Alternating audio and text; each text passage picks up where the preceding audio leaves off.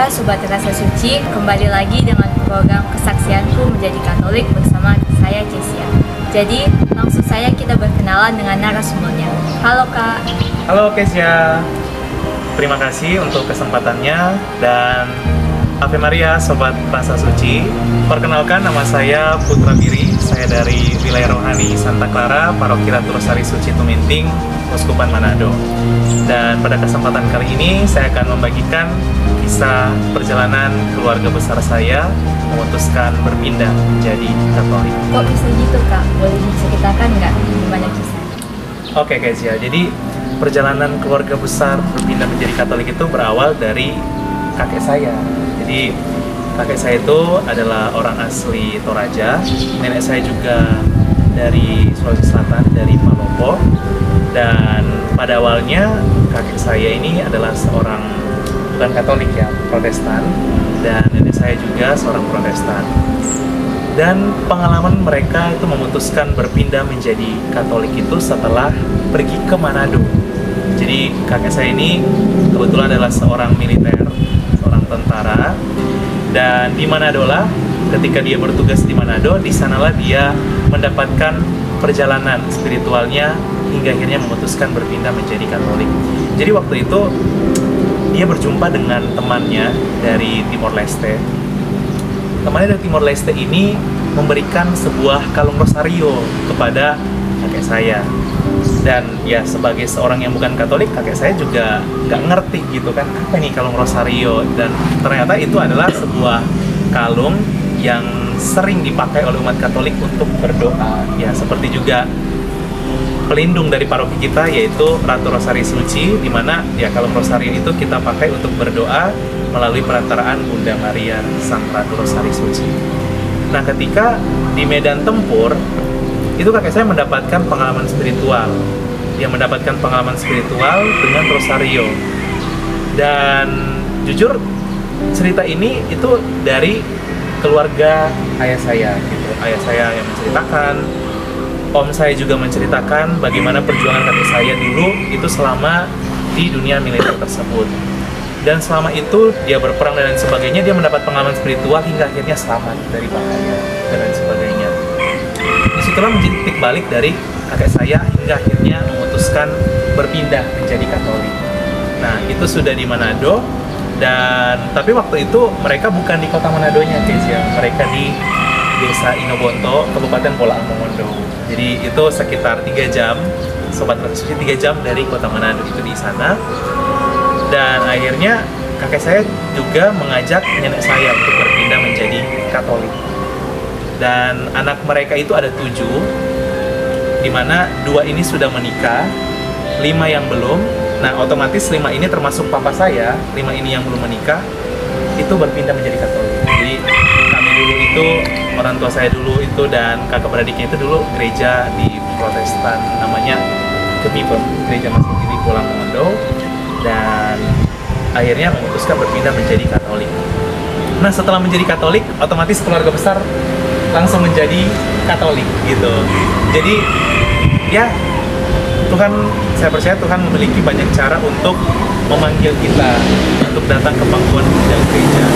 Dan setelah keluarga besar menjadi Katolik, dan sebenarnya keluarga besar ini juga multikultural nih, Pancasilais juga nih guys ya, dimana ya 5 anaknya ini Katolik, 1 Protestan dan 1 mualaf.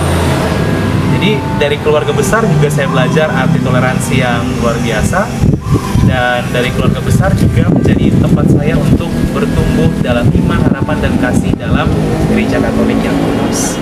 Nah setelah keluarga besar berubah atau memutuskan untuk berpindah menjadi Katolik, ayah saya kemudian menikah. Nah ayah saya juga menikah, seorang polisi. Dia menikah dengan ibu saya dari Toraja. Ibu saya juga adalah seorang yang bukan Katolik ya. Dan ibu saya ini dia berasal dari Protestan aliran Pentakosta. Kemudian ibu saya memutuskan juga mengikuti ayah saya menjadi Katolik. Dan lahirlah saya dan juga kakak saya sendiri. Dan jujur saya bersyukur bisa mengenal iman Katolik melalui warisan dari kakek dan nenek saya, warisan juga dari orang tua saya. Dan setelah menjadi Katolik itu ada banyak sekali pengalaman-pengalaman indah yang saya rasakan, mujizat Tuhan dan lain sebagainya. Nah, selama menjadi perjalanan dari Katolik itu, apa saja sih Kak tantangan-tantangan yang dihadapi? Apakah ada penolakan dari sekitar? Bisa diceritakan Kak? Nah, kalau untuk penolakan sendiri kayaknya puji Tuhan nggak ada ya. Jadi ketika kakek saya memutuskan berpindah menjadi Katolik saat ke Manado, itu keluarganya di kampungnya di Toraja itu ya mereka bisa menerima keputusan dari kakek saya. Dan ya mungkin ada beberapa saudara-saudarinya yang kaget kok bisa kakek saya itu memutuskan berpindah menjadi Katolik. Tapi juga panggilan Tuhan ya guys ya. Dan akhirnya setelah menjadi Katolik itu kakek saya menjadi satu-satunya orang Katolik di antara kakak beradik. Dan kemudian dari generasi-generasi selanjutnya, yaitu dari orang tua saya, kemudian kami para cucu juga akhirnya terus bertumbuh mengenal iman Katolik, di mana kakek saya menjadi Katolik itu bukan karena menikah, karena memang kakek dan nenek itu bukan Katolik sama sekali gitu, tapi karena panggilan. Nah, apa saja sih yang paling disukai dari ajaran gereja Katolik? Oke, ada banyak sekali case ya untuk ajaran-ajaran gereja Katolik yang begitu kaya ya.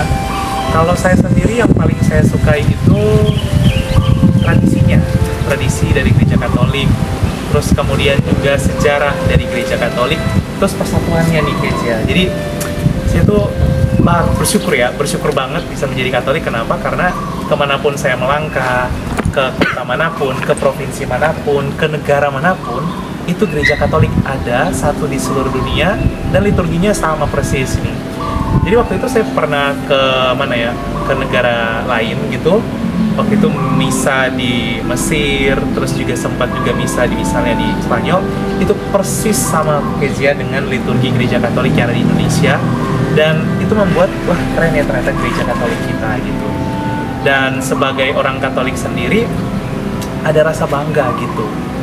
Saya juga sedikit cerita nih, ada juga teman-teman saya nih yang bukan Katolik, mereka juga sempat bilang, wah kamu enak ya jadi orang Katolik. Kenapa? Karena mau ke provinsi manapun, ke negara manapun itu kayak ada gitu saudara seiman yang gerejanya sama dan lain sebagainya. Seperti itu.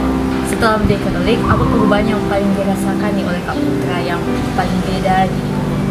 Oke, setelah keluarga besar berpindah menjadi Katolik itu, jujur lebih damai, bisa tahu bahwa ini loh gereja yang didirikan langsung oleh Tuhan Yesus, dan juga ajaran-ajaran gereja Katolik yang penuh kasih itu yang begitu keren itu juga sangat tertanam kuat di dalam keluarga sendiri, di mana kami walaupun ya tentu sebagai keluarga besar juga banyak pergumulan, banyak tantangan, tapi kami mencoba untuk bersyukur dan juga saling memahami dan juga saling mendoakan seperti ajaran dari gereja Katolik yang kudus. Jadi perubahan-perubahan itu sih yang kami rasakan, jadi lebih sabar, lebih bersyukur dan lain sebagainya. Oke Kak, untuk pertanyaan terakhir nih, ada nggak pesan untuk para sobat Kasih Suci? Oke, terima kasih Kezia. Untuk pesan sendiri, jadi sedikit sharing. Jadi dulu itu saya waktu masih ada sebelum pindah ke Manado, waktu masih di Bola Mondo itu, saya melihat setengah dari orang muda Katolik di kampung halaman saya itu pindah. Dan itu sangat kritis bagi saya, karena kalau misalnya orang muda Katolik itu pindah, otomatis gereja ini siapa penerusnya gitu. Gereja pasti akan tutup. Dan itu sangat membuat saya sedih. Dan dari situ saya bertanya, apakah saya meratapi kesedihan ini melihat kondisi di mana setengah orang muda Katolik berpindah meninggalkan gereja Katolik, ataukah saya bangkit dan bersaksi.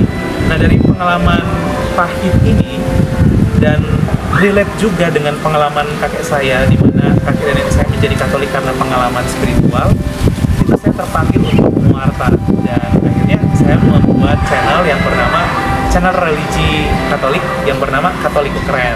Jadi udah keren, kenapa ditinggalin gitu. Dan puji Tuhan terus berkembang. Dan ini juga relate dengan pertanyaan dari Kezia, pesan.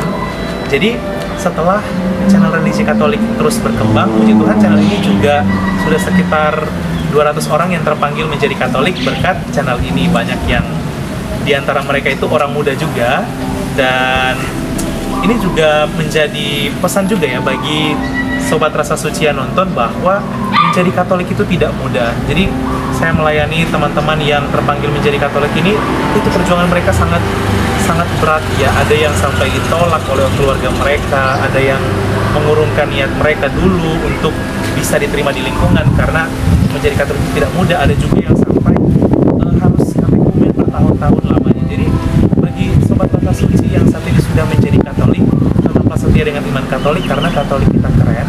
Tetaplah bangga dengan iman Katolik kita, dan terlebih tetaplah bertumbuh dalam iman, harap, dan kasih. Meskipun ada begitu banyak tantangan, ada begitu banyak pergumulan yang kita hadapi, ada begitu banyak mungkin hinaan dan lain sebagainya, tapi kita tetap fokus pada kehidupan kita fokus untuk melayani Tuhan, dan juga tetap setia dengan iman Katolik sampai akhir. Terima kasih banyak Kak untuk sharingnya kali ini, dan sampai jumpa lagi di program Kesaksianku Menjadi Katolik selanjutnya.